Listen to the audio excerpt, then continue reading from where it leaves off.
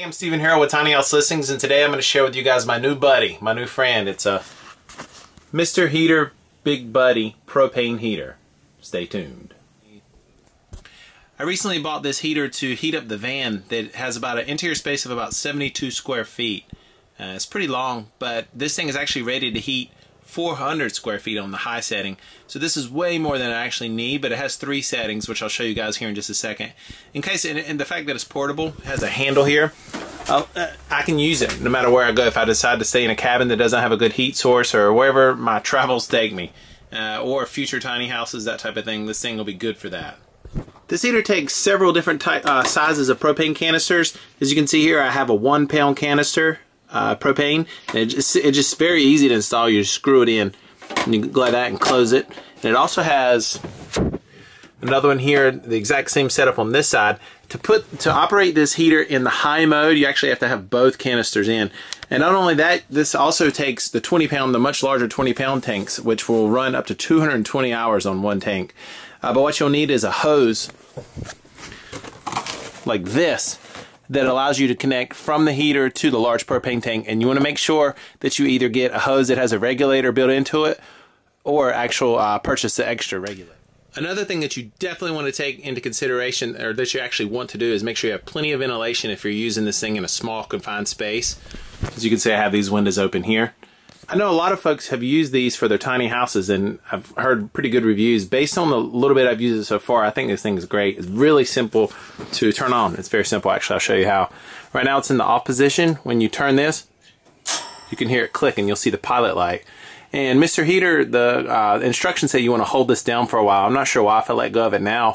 It's actually already lit. It says sometimes you may need to do that 30 to 60 seconds, but I haven't had that problem. So when you put in the low setting,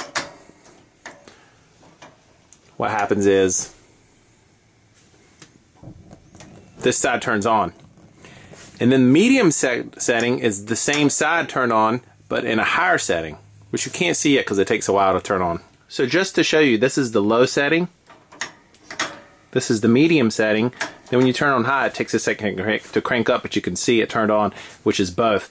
And so the only time you would have this on is if you're in a very cold place that's pretty large. In this van, I'm going to more than likely have this on the lowest setting since it's a relatively small area. Another good thing about this heater is it needs virtually no clearance on the sides and on the back, which stays cool to the touch. You're going to need clearance in the front and the top, because especially at the top it puts out a tremendous amount of heat.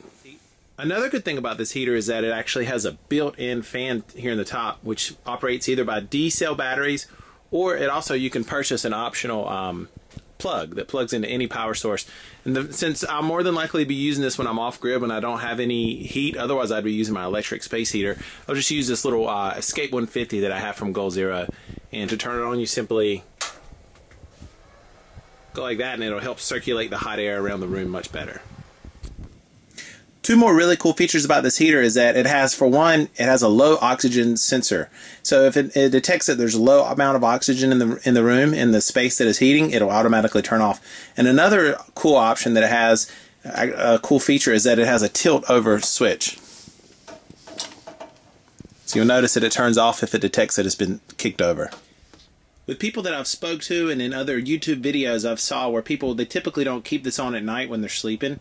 And that's probably a good idea. For some reason, you die in your sleep from low oxygen or CO2.